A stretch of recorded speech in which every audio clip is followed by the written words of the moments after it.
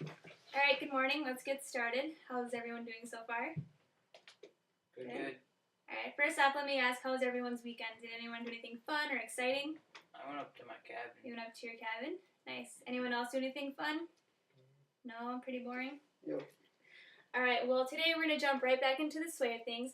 But before we start talking about today's agenda, it might be helpful that we kind of do a recap of what we last talked about on Friday. Now, I know it was a long time ago, but can anyone remember what we started talking about? Yes, Jason. Papers. Papers, yep.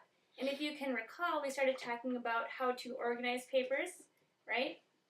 How to organize papers, and then the key components that every paper needs to have. So every paper needs to have a beginning, a middle, and an end. So first we have the introduction, and in the introduction, you tell your reader what your paper is going to be about. Does anyone remember what comes second?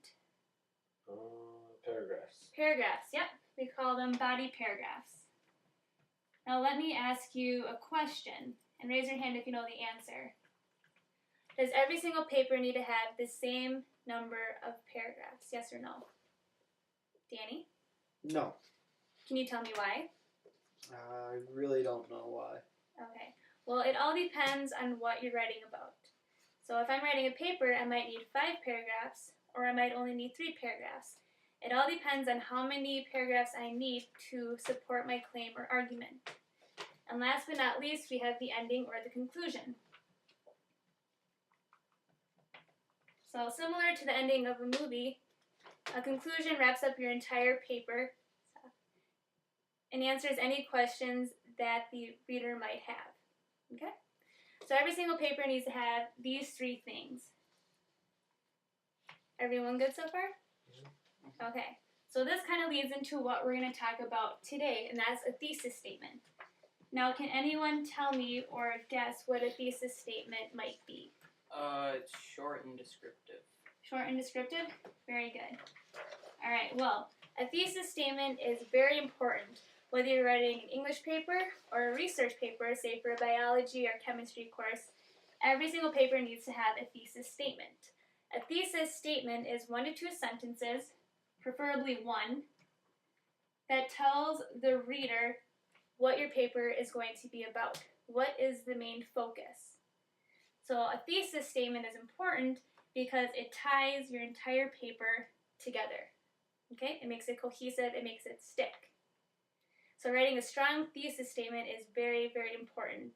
So it usually means that you'll have a strong paper because it's organized and it provides an outline for the reader to follow.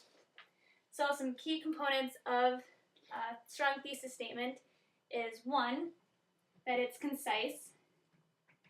It's short, right? It has to be 1 to 2 sentences, right? All right, and for that reason, it needs to be detailed and specific. And last but not least, it answers the question, why is it important? Now, if you had to guess in which area it should be in your paper, where would you say that it should fall? Introduction. Introduction, right. Because we want your reader to be aware of what he or she is reading, right? And not wait to the end, if you had it in the conclusion, to find out what the paper was about. Okay, so without further ado, does anyone have any questions before we get to the in-class activity? No? You're good? All right, so now we're going to take what we just learned and apply it to what we started reading last week. So last week we read some of William Shakespeare's works. Can anyone remember any of the plays? Romeo and Juliet. All right, you guys want to do Romeo and Juliet? Does that work? All right, so say I want to write a paper about Romeo and Juliet, and I want to develop a strong thesis statement. Where would I start? Themes. Themes? Yep. Because you need to know what you want to write about before you can actually write it down on paper, right? Okay, so can anyone give me a theme or 2 that you could potentially write a paper about? Love or romance. Love or romance?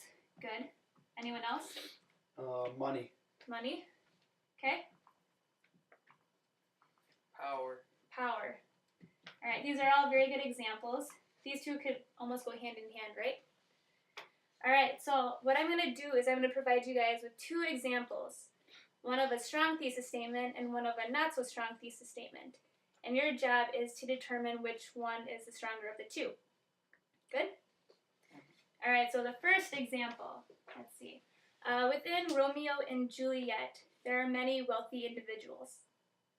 The second option, within Romeo and Juliet, money continues to be a prominent and reoccurring theme because it reflects power. Now, if you had to say which of the two was stronger, what would you say? The second one, And why would you say that? because it's more descriptive. Yep, it's more descriptive, exactly. And the answer is why is it important? Because, right? Okay, so if no one has any other questions, I'm going to have you guys break into small groups and write your own thesis statements concerning the matter of love. Sounds good? Alright, and if you have any questions, raise your hand and I'll try and get around to as many people as possible.